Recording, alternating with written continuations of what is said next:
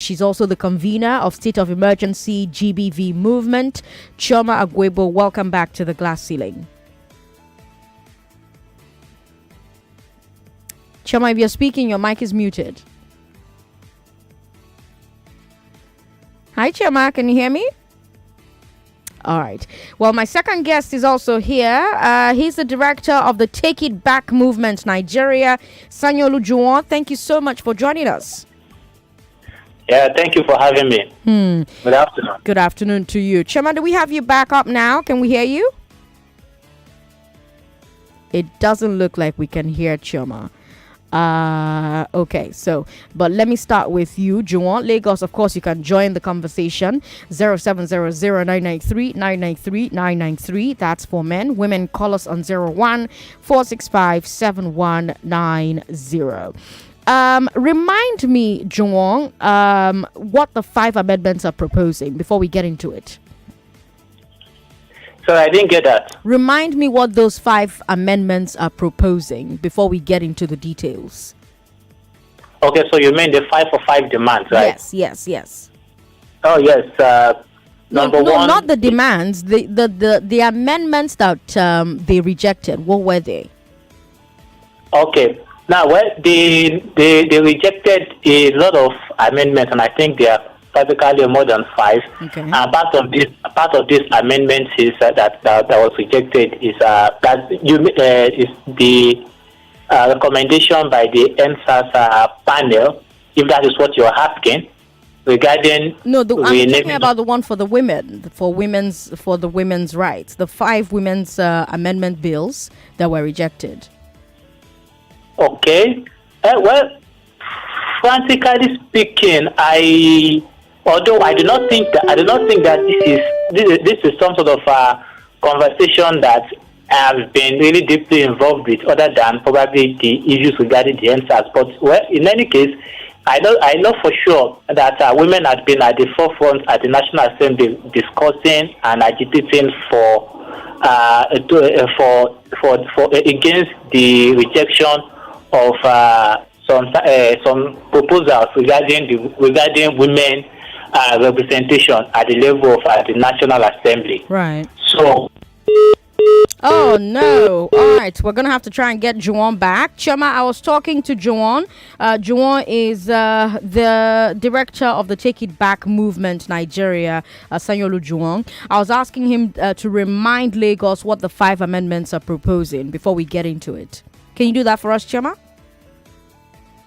So the 5 gender bills are proposing a number of things. The first of them is to ensure that women can confer citizenship on their husbands. The second one is to provide for 35% affirmative leadership positions for women in political parties. The third is to ensure that there's another 35% affirmative action for women in leadership in general. The fourth one, just hold on. I can come back to the remaining 2 as we go along. Okay. So now, after initially rejecting all 5 proposed amendments, the House of Reps said that it will consider some of them. Yes. Yes. Talk to us about those ones. So they want to bring 3 of these bills back into the House. The question, however, is it's a little interesting, right? That they want to reconsider 3 for a few reasons. The first of them is if the House of Representatives considers these bills, and even if they say yes to them, right? First of all, what we have is a promise to reconsider, not a promise to approve. Right. And so if the House says yes to these bills, unfortunately, we haven't heard a peep from the Senate. Now, if the House of Assembly if the House of Representatives, I beg your pardon, if they say yes to these bills and the Senate doesn't reintroduce them, it's as good as failed, because both the House of Representatives and the Senate must be in consonance. And then after that, these bills have to go to the states, and we need to achieve 2/3 of the state houses of assembly saying yes to the bill. That's 24 states. And herein lies the worry. If we faced this much pushback, this much, what's the word? I would call it aggression, to be honest, for this at this first stage. I really worry about, the states saying yes to the bill. This is the issue. I saw reports that a few days ago, the complex staff barricaded the protesters inside the complex and tried to stop them from going out to get food or water or other necessities. What happened there?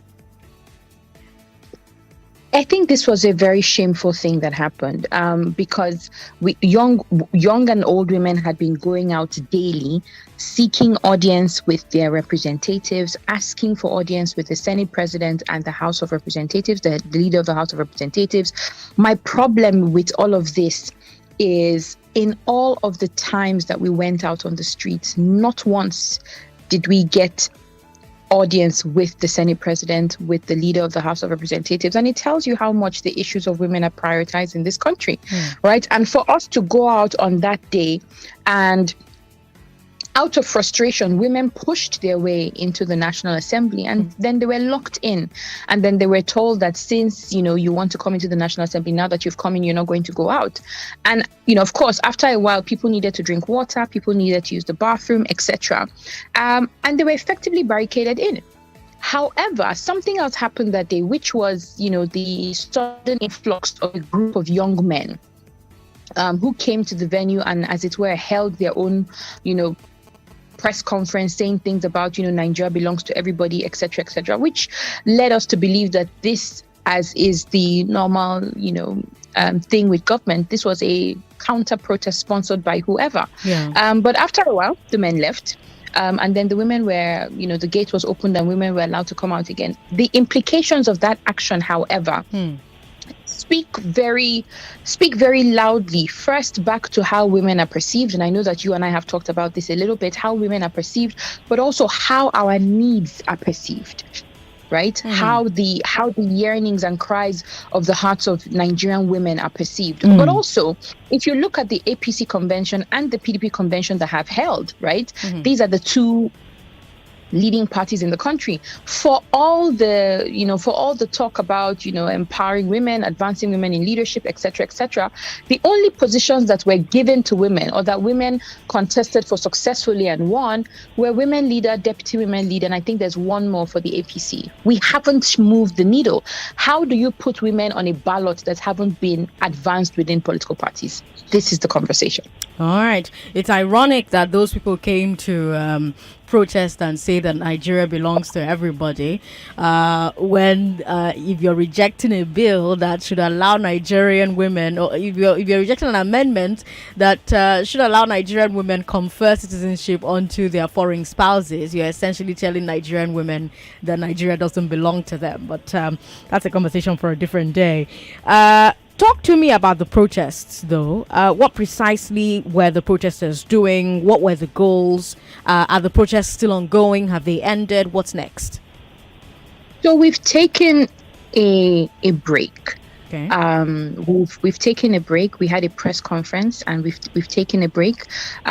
We have said that we want to, go back. It's kind of like a double approach, right? So while we're engaging the legislators on the back end, the legislators, if you remember, they said that they weren't lobbied enough, which is a funny thing to say, considering that when they want to do something for themselves, they don't need any lobbying. They just do it, right? Especially when it has to do with their monies. So yeah, we're going back to lobby again to mention that lobbying has been ongoing. Look at the Gender and Equal Opportunity Bill. This is a 5-year journey so far, passing through 2 assemblies. So I think it's just the 7th and 8th assemblies, and we still haven't made headway. So this lobbying has been ongoing, but we said, you know what, we want to take a break. Again, don't forget that all of these women who have been coming out every single day since the 8th of March, 2022, have full-time jobs, have families, have other engagements. And so we said, let's take a break. Let's start to engage, people at the state level, especially the state legislators. Let's start to engage the Senate, etc. So we've taken a break again because the House of Representatives, with the people who came to speak to us, said to keep faith. Right, so they said they've reintroduced the 3 bills to keep faith with them, etc. So lobbying is ongoing. We received word today that some of the bills The National Assembly transmitted 44 constitutional amendment bills to the state houses of assembly. Right. And so this lobbying is ongoing because the process isn't over yet. Okay. They do have a window of time to finish submitting these bills. Okay. We've got Juwon back on the line. Juwon, you there? Hello, Juwon? Oh, yes, I'm here. Okay, great. Good to have you back on the line. So we've got Choma as well. Choma and I have been having a conversation about these bills. And I wonder, Juwon, have you been attending the protests with the women in Abuja? Do you have people in your organization who have been going to these protests with these women in Abuja? What's your assessment of how it's gone so far? Oh, yes, we've been having members attend the protest in Abuja. And if you ask me, I really want to commend the resolve of women, the Nigerian women who decided, to take on an establishment that has been very hostile to equal representation of women over the past 15 decades, actually. Right. Despite the fact that women have contributed meaningfully to our labor force, which, in any case, when we talk about the labor force, it speaks to our economy that actually funds our policies. So, and women in this area have been quite influential. But what we have is that we run a system based on ridiculous and very crude patriarchy that continues to subvert not just women, but practically oppresses everybody. But quite unfortunately, women and young people have been constant victims of a system that is lacking in respect for the ideals of citizenry. So, and the reason our members, some of them, have been quite consistent in attending these actions to ensure that women alone and them alone are able and capable of standing against a system that practically wants to wipe them off the political space. Yeah. Have there been any reactions from the lawmakers themselves to the protest? Are we seeing any indications that they're more willing to bring back all the amendments? Juwon? Well, it doesn't seem they are interested in making any form of amendment. But what you should also know is that power concedes only to power. And it is something that we both because the first stage is to, in the first instance, confront them, and it is what the women are doing. But the women need to then take it beyond just a protest of women. And I think that's the conversation we also need to have. Because no society can truly be free without the liberation of even women themselves. Because when any section of our society has become victims of constant rape and unprecedented oppression, then it's most important to also note that the rest of society is at risk. And it's the reason this movement also deliberately needs to call on the organized labor.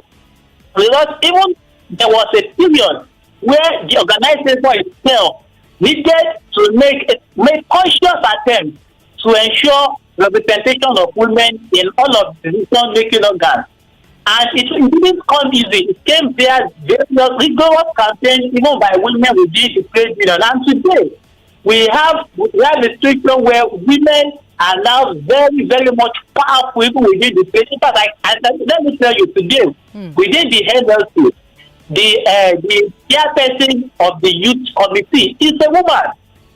And the chairman of the Lagos Council, NLC Lagos Council, is a woman. And we have them at different stages. And I thought it's fundamentally the trade union is committed to ensuring that the system of hegemony over women only goes to permanent gender. That is why this movement needs to also do more. We also reach out to the trade union who, on principle, are committed to the task of smashing patriarchy. So, and with that, we can build bigger power to confront this media. But fundamentally speaking, the issues before us are much more than just the 5 demands that the protest is putting forward. It's a question of systemic oppression that needed to be addressed holistically, the constant rape and oppression of women is just an offshoot of the many other systemic crises. Okay, let's stay on the 5 for 5. That way it helps us have a tighter conversation. Lagos, you can join the conversation. We want to hear from you. What questions do you have about the Women Occupy NASS movement? 01465 7190. That's our number for women. 01465 7190. For men, 0700 993 993. I have on the show with me the director of TechHer NG. She's also the convener of State of Emergency GBV movement, Choma Agwebo. I also have the director of the Take It Back movement, Nigeria, Sayolu Juwon. Both of them talking to us about the women who have occupied NASS for a while, who have now gone on a break, and who are continuing to lobby the National Assembly to bring back the 5 proposed constitutional amendments that would have increased and enshrined women's rights in the Nigerian constitution. So some of these rights would have, number one, helped Nigerian-born women confer citizenship to their foreign-born husbands. Women will now have the ability to take indigenship in their husbands' states after 5 years of being together.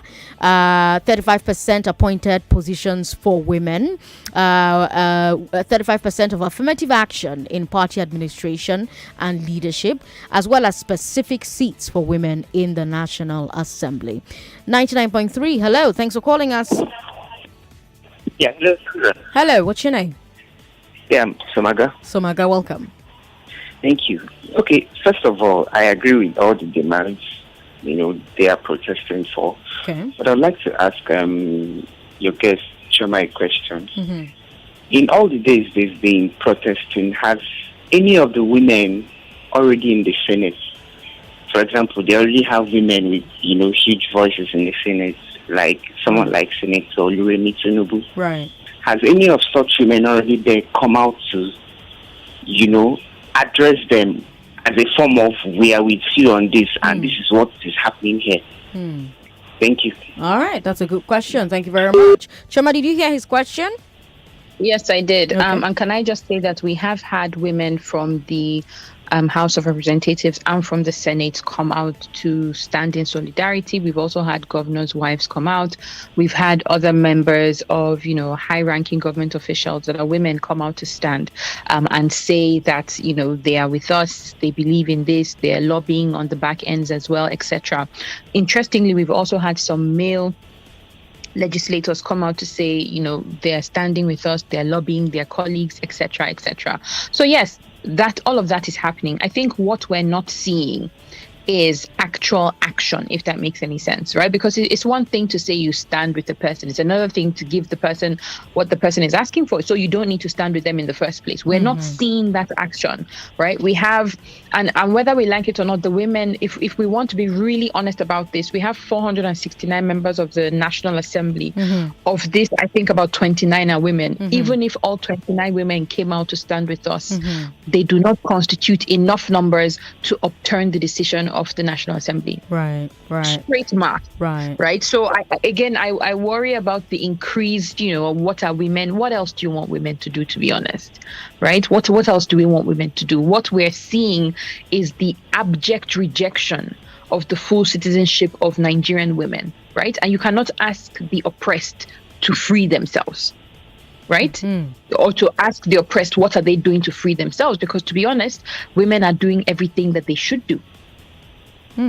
All right, let's take a few calls. 99.3, hello.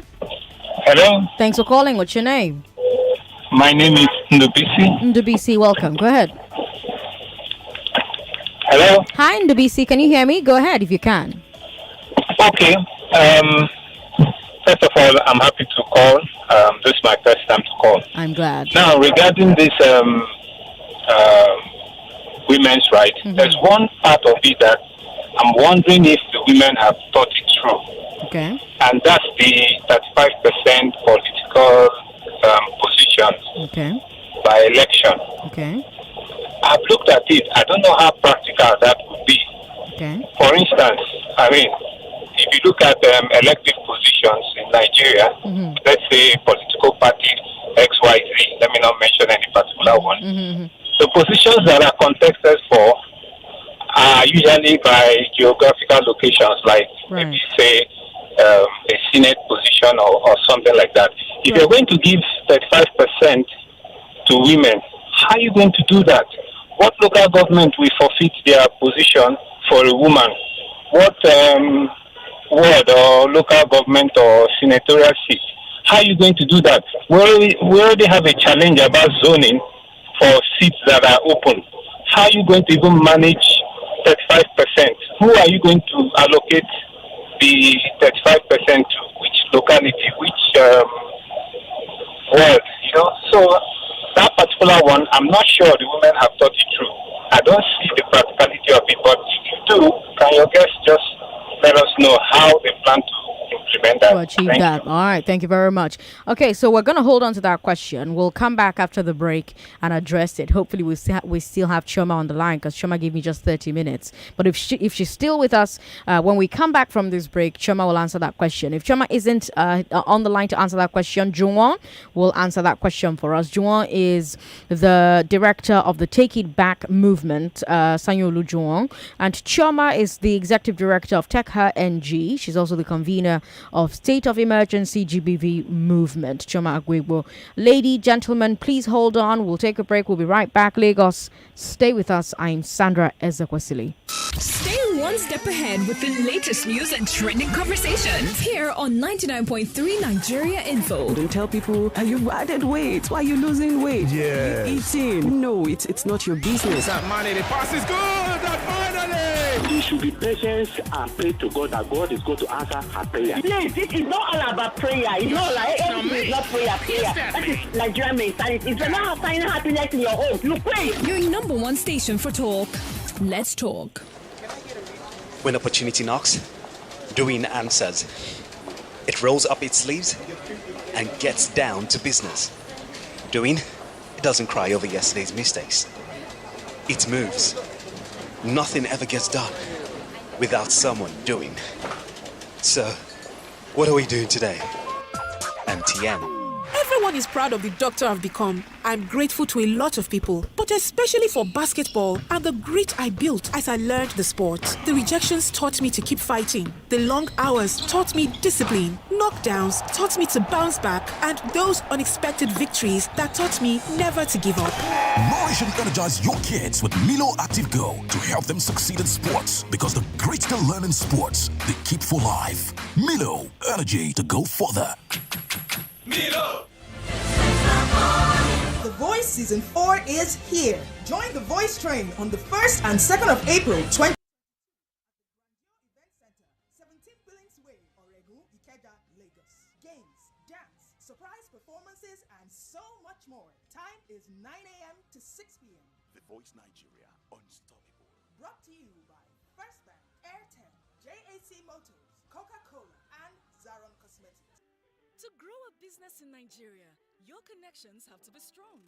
And I'm not talking about some godfather in the villa or plugs in the corridors of power. No, it's the small, everyday connections like, how quickly do you address customer queries? How effectively do you track your staff progress? Yeah, that's the kind of connection we're talking about. And to be that connected, you need a reliable partner like Airtel Business. That's right. With Airtel Business, you enjoy reliable, unlimited fixed internet that keeps all your business connections seamless. You also enjoy 24/7 dedicated care lines. Contact Airtel Business at ng.airtel.com today. Airtel, the smartphone network. At Jumia, we know tech is a part of your everyday. It's how you connect, transact, and get things done. It's always been a part of your lives and ours, making us all better. Which is why it's so exciting to note that the tech sale of the year is back. Jumia Tech Week sale offers you phones, laptops, gadgets, and electronics at lower prices from the 21st of March to the 3rd of April. And you can enjoy free delivery in Lagos and Abuja on thousands of orders above 4,999 naira. Don't miss it. Jumia, your everyday delivered. Everyone is proud of the doctor I've become. I'm grateful to a lot of people, but especially for basketball and the grit I built as I learned the sport. The rejections taught me to keep fighting. The long hours taught me discipline. Knockdowns taught me to bounce back, and those unexpected victories that taught me never to give up. Nourish and energize your kids with Milo Active Go to help them succeed in sports, because the grit they learn in sports, they keep for life. Milo, energy to go further. Realize your dreams of becoming a practicing doctor in U.S. top hospitals through R3 Incorporated top medical schools in the Caribbean. Saba University School of Medicine, St. Matthews University School of Medicine in Grand Cayman, Medical University of America in Levi's. Holders of BSc in Africa or abroad can enroll for the 4-year MD program at the 3R3 medical universities. Spend the concluding 2 years of a 4-year program in U.S. hospitals. For more information on admission process and qualifications, please contact Oak Dexter Consults, 433 Herbert Macaulay Way, Sabo Yaba. Visit our website at www.oakdexterconsults.com or call 0808-385-3058 or 0908-246-2485. Once again, 0808-385-3058 or 0908-246-2485. In my house, the internet regularly disconnects, but I have now found the solution. It's super fast satellite internet. It's great. I can get internet everywhere. At home, at work, in the city, or in the village. No need for network to reach me. The internet is beamed to my house from space. Connect is a super fast internet solution offering speeds up to 100 megabits per second. All this from 6,900 naira per month. Find your nearest sales outlet at connect.com. Connect with a K in partnership with Coolink. At ShopRite, we're making it possible to celebrate a low-price family Easter. Feast on your favorites and get great deals when you buy Dano 350-gram milk and Ovaltine 400-gram beverage at 3,099 naira 99 kobo, and 6 Malta Guinness 330 ml bottles at 999 naira 99 kobo. Save big this Easter only at ShopRite. Lower prices you can trust always. Prices valid till the 3rd of April 2022. When opportunity knocks, Doreen answers. It rolls up its sleeves and gets down to business. Doreen, it doesn't cry over yesterday's mistakes. It moves. Nothing ever gets done without someone doing. So, what are we doing today? MTN. Everyone is proud of the doctor I've become. I'm grateful to a lot of people, but especially for basketball and the grit I built as I learned the sport. The rejections taught me to keep fighting. The long hours taught me discipline. Knockdowns taught me to bounce back, and those unexpected victories that taught me never to give up.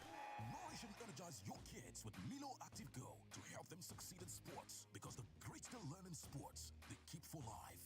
Milo, energy to go further.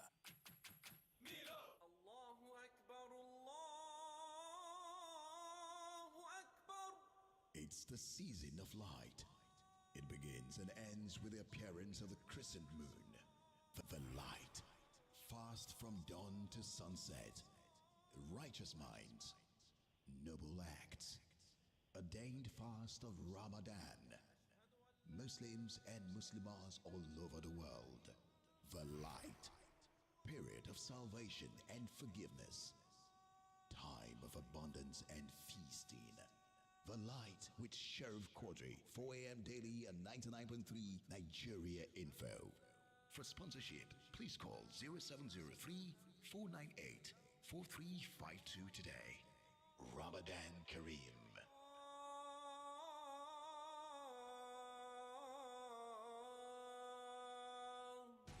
Welcome back to your number one talk, news, and sports station. This is Nigeria Info.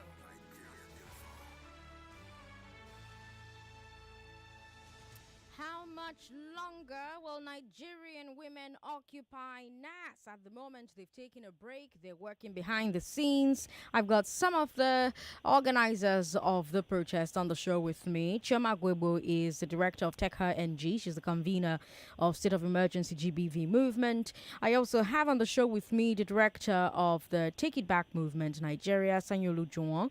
And they've both been talking to me about the protests organized by women at the National Assembly complex ever since the National Assembly rejected 5 proposed constitutional amendments that would have increased and enshrined women's rights. Now, before the break, a gentleman called, I believe it was in the BC, and he called and he was asking our guests, well, have women really thought it through? This 35% affirmative action that women are asking for when it comes to, well, be it representation in political parties or political appointments or elected positions with special seats. Have women really thought it through? How are we going to make it work? How will local governments decide, well, which ones are we giving to women, etc., etc. Choma wants to take a shot at that question. Choma, over to you. Thank you very much. I think the first thing is to come back to perception. And Sandra, I'm sorry, it seems like I keep coming back here. But if you listen to the young man's question, one of the things he said was, who will these men lose their seats to? Right? He said, who is going to take, like which local government or which senatorial district or which community is going to lose their seats to a woman, and that has a bit of it sounds off in my head, because men lose seats to men. We don't ask questions about where are the men from, or which ethnicity or which community or which constituency is going to be burdened by a man, right? As far as I'm concerned, there are women that have the capacity, the character, and the capability to lead. What we're asking for is that this current state of play in which the game is rigged against women be taken away, right? And one of the easiest ways to achieve that is through legislation. We speak about countries that currently have, whether it's equal representation of men and women in political spaces or in leadership or in public life, etc. Legislation has played a key role. Again, I take offense at the question, have women thought it through? Right? Because it presupposes that this is something that, probably a few women were, perhaps if I want to enter the mind of this young man, a few women were pounding yam or pounding something. And then they said, oh, how about we lead? No, this is, and like I mentioned before, this is advocacy that has gone on for years and years and years. I'll take you back to the Violence Against Persons Prohibition Act of 2015. It used to be called, the proposed bill was first called the Violence Against Women's Bill. And it went in and out of the National Assembly over and over and over and over again. It was whittled down. Most of the teeth were taken out, but it still didn't get passed till it was called the Violence Against Persons Prohibition Act. Right? And so we come back to the point about perception and the prioritization of women's needs and women's issues in the country, which at this point is not a priority at all. If we look at the spate of, look at the National Assembly, right? We are actually in one of the worst times for women in representation in this country. One of the worst times. Look at the Senate, right? As far back as 2003, we were 2007, we had 8%. 8% of women within the Senate, and then 2015 to 2019 it dropped to 6.4%, and it has continued to drop since then. We are not making progress. We cannot continue to have conversations without legislation, without the commensurate legislation that makes things happen. Within the state houses of assembly today, we have 4.4% of women representation. That means out of 946 members across the 36 states of the country, we have 44 women. As a matter of fact, there are currently 15 state assemblies in 2022 that do not have any female member. Is this something we need to think through? Does the question still arise on whether women have thought this through? We have 15 states in 2022 that do not have a female member of the State House of Assembly.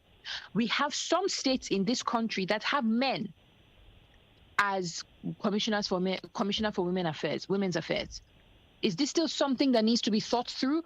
Are we saying that in the entire country we do not have women in these states who can lead? Power is not served a la carte. Power is something that you take. And women are asking that the Constitution, which is the supreme doctrine of guidance and rulership in this country, be amended to ensure that we can have appropriate representation of men and women in public life and in leadership. And somebody is saying, have we thought it through? Okay. Juwon, I wonder what your thoughts are. Hello, Juwon, are you there? Hello? Oh, yes, I'm there. Yes. What are your thoughts? All right, so I believe women indeed have what it takes to occupy the 35% political appointment demanded for. Yes, but that man was asking, well, how will it work? How are they? How what's how will it be created? How will it be provided for? Won't it complicate things? He was asking. So I do not understand particularly what he meant by how would you complicate things. But for instance, we have if you're talking about political appointment, for instance, I do not think it is too much to ask when women say, look, let us have 35% of political appointment. After all, even like I earlier emphasized that even within the labor force, we have about 48% women. And there was a time in this country, where our labor force, I think in 2010, where our labor force had 56 or 57% of women within the labor force. So who then says that we can't see 35%? If we can have significant number of 48% and at the time 56% of women doing immensely well in labor force, in the area of technology, in the area of civil service, and our social institution, they are doing brilliantly fine. Why can't they do fine in government? Especially when even the National Assembly, in any case, occupied by majority of competent people. And we have competent women who are actually in the labor force. So I do not think 35% is really too much to ask for. And I think we can meet with it as a country. We only need to have the political will that is indeed committed to the ideals of equity. That's what it is demand. It's just a question of political will. And in any case, I mean, it's not difficult to do. If we can figure out federal character, if we can figure out zoning, surely we can figure out ensuring that half the population is represented in political parties, during political appointments. Absolutely. In fact, for me, I say that even in our political party, positions like women leader is in a way discriminatory for women, because in the first instance you don't even have men leader. And so it's in a way finding the face or refining the face of women to be women leaders. Why can't a woman be the national chair? That's right. Of a political party? So I think that some of the conversations we should be deliberate about having. Okay, Lagos, let's hear more of your thoughts. 01465 7190 0700 993 Hello, thanks for calling. Hello, good evening, Sandra. Good evening. What's your name, ma'am? My name is Rosemary. I'm calling from VI. Rosemary, welcome. Go ahead. So a female putting my hands up and saying that well done on the work that everyone is doing. I kind of think differently, okay? So, like the last speaker just said, your guest, he said women were at some point 56% of the workforce. Right. 35%, is it not limiting? In 5 years' time, are we not going to be asking for a change? My view is, I think there are other critical things to get women up into politics versus requesting to take. Okay. So, for example, I know a while back, a presidential aspirant, one woman came, Salamat or something. She only got one vote, her vote. So, today, yes, it's good to have a protest at the House of Assembly and all that. I think the engagement should happen in the big women areas. For example, market women, do they even know what is going on at the house? Because this is the only way we can actually take the power, by asking us to vote for us. If we don't make that happen, then all these appointments will be, they'll give you the weakest, the lowest seats in the house and say 35% is done and dusted. And then I think the caller that asked a question, I think that question is also critical. Is it Etiosa that will say woman B, or is it, or will the leadership of APC allocate where to go? So we should also have a blueprint of how we think this can work, so that we are not emotional, and when this thing come up, we're able to put things down and then people can easily follow. That's my thought. All right, thank you, Rosemary, for calling. Choma, what do you say? I'm going to come back to the fact that when men aspire, we don't ask which constituency are they taking, and which this and which that and which that. So to my mind, that question, I maintain that it's a discriminatory question. I do not think that, there are any emotional answers to give to it. I think that there are logical answers. And that answer is, if you're not asking a man, when a man runs for a Tiosa constituency, we don't ask him, why is a man running for this, right? We don't say, how is a man going to lead this place? No, we look at him based on his antecedents, and then we decide that we're going to vote for or against this person. The same thing should apply for women. I believe that question is critical. The question that the man asked was critical. I do not agree with it. I think that there are some parts of it that are discriminatory, maybe a little offensive, but it's an important question, because the truth is, you need to know what people are thinking so that you can provide some sort of information, so that you can provide a contrary opinion, so that you can provide something else for them to think about. Those are the grounds on which, I believe that question is important. However, I still maintain that, the questions that we are not asking of men, we shouldn't ask them of women, because that's where discrimination comes in.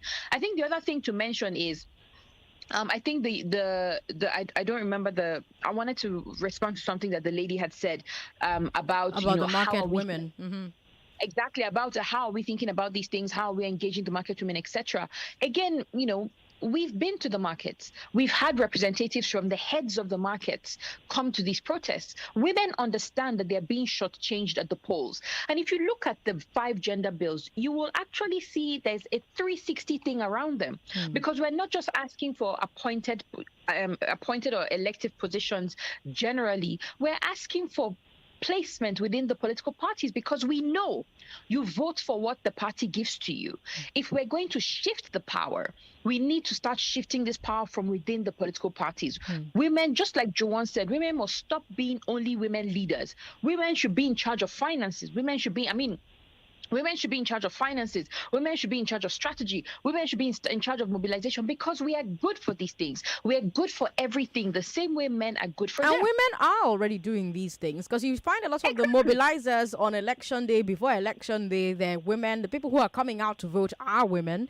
So if they're already doing these things for you out in the streets or out on the campaign trail, why not make it official within the parties? Why not make it official within actual corridors of power? And one of the ways to make it official is to make laws that make it possible. It's for legislation. Yes. So you have countries like Cuba, countries like Bolivia, countries like Spain. They had to legislate so that it was easier for women to get on board. Because you put a woman, you put a man, you find that most people will lean towards the man as a political leader. But if there is a law that says, well, this seat is reserved for women, this percentage of political appointments have to go to women, you don't have a choice anymore. You then have to find the women who will fill those seats. You then have to elect the women who will fill those seats. The laws come, and then the actions follow. In a lot of countries that have gotten it right,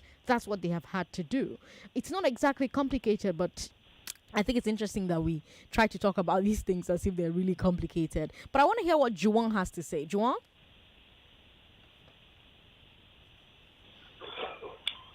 Oh, yes. I share the sentiment of the last caller, sorry, regarding the need to deliberately go to the marketplaces to organize and sensitize women towards the task of ensuring women are adequately represented even in the political space. Because really, the task of actually getting women represented, it is not enough to push for just legislation. But what is also important is to also have women that deliberately expresses the needs of their fellow women and by and large the society. If you look at even the police force today, there are a number of regulations that if you have, say, a woman in the National Assembly, such person can make an advanced positions that quashes some discriminatory aspect within the some of the police acts or police rules, however you want to put it. There is, for instance, police women are not allowed to get married while they are in service. This is discriminatory. Now, I have to ask: is the Take It Back movement, taking this campaign to the markets? Because Choma did mention when she was talking that market women are aware of what's going on. The heads of these markets were actually part of these protests. Were coming to these protests. What's the Take It Back movement doing to, like you said, raise awareness amongst the women who are in the market about the importance of these things? Yes, you see, our movement, in fact, have been very deliberate of first even ensuring our women are active internally. And we have also expressed it externally. For instance, the Secretary General of our movement, because our movement is a global organization, run and organized across 6 continents of the world. Our Secretary General is a woman. Three of our directors in terms of zones are women. So, and in any case, we've also ensured that at the level of the market, we have our women committee that constantly put together programs targeted at sensitizing and even empowering women. But like I said, this is one of the many steps that are needed. But one of the things we must also ensure is to ensure that women deliberately are sufficiently mobilized for the politics, where they are able to make direct influences. And you can have, for instance, you can have a woman that is as corrupt as any man. An example is Patricia Ete. And I know a lot of us are very well familiar with her story. So it is not just about having any woman, but it is that having a woman arising from a principled base with programs that are collectively discussed even among the broader layer of women regarding to how to indeed quash policies that are deliberately, discriminatory against women. But don't you think it's interesting that when we're talking about getting women elected, we start to line up all of these criteria that the woman must meet in a way that we don't line up for men? Because in one sentence you say discriminatory, in the next sentence you're saying, oh, if we're going to find women, we have to find women that are this and that, and we have to make. I'm not lining up the criteria. No, hold on. You're making a distinction when you're talking about it for women in a way that we don't when we're talking about electing men. I mean, isn't it better to just say, oh, we should always try to find the best people to represent us, whether they're men or they're women? I think that's the summary of my point. The reason I gave example of Patricia, for instance, they are as corrupt as every other many men who are within the national service. Just like when people agitate for young men taking political position that the not too young to do and all of those things. And one of the many examples that I always point out is that all through the military regime, the military regime was predominantly administered by young men, most in their 30s, some under 40, some within a little above 40. Hello? Juan? Oh, that's unfortunate. But, well, I just got a glimpse of the time and we are actually out of time. But this is a conversation that is ongoing. We're going to hear more from the women who are occupying NASS. But, Choma, before I let you go, what's next? What's next for women occupy NASS? Will the protests in Abuja be enough? Do these lawmakers need to feel pressure from their constituents at home who actually vote to keep them in office? What's next? You've got 30 seconds. We are engaging both at the federal level, but also at the state level. Also to mention that at the time protests were going on in Abuja, they were also going on in other states of the Federation. Not all the states, but in some states of the Federation where women were able to mobilize. So that mobilization continues, the lobbying and advocacy continues, and we're asking citizens to please reach out to their legislators and let them know that this bill is important to them, because we can't do it alone. We need all citizens to pick up their phones, send letters, send emails to their legislators, and let them know that the gender bills are priority. All right, Choma, thank you so much for your time. She is the founder, Tech Her NG. I'm Sandra Ezekwesili. When we come back from this break, we'll pivot to business. We'll talk about fuel scarcity and the market fire that happened at the Akpombo Eco Bridge area. How do traders recover from market fires? And how is your business surviving this diesel crisis? Lots of radio stations are not running 24 hours anymore. Lots of businesses closing at 1 p.m. now. How is your own business coping with the diesel prices? Don't go away, Lagos. This is Hard Facts on 99.3 Nigeria Info. To grow a business in Nigeria, your connections have to be strong. And I'm not talking about some gut. 99.3 Nigeria Info. We are more than just radio. Subscribe to our YouTube channel at Nigeria Info FM. Check us out on Facebook at Nigeria Info 99.3. Follow us on Twitter at Nigeria Info FM and on Instagram at Nigeria Info FM Lagos for live updates as it happens. 99.3 Nigeria Info. Let's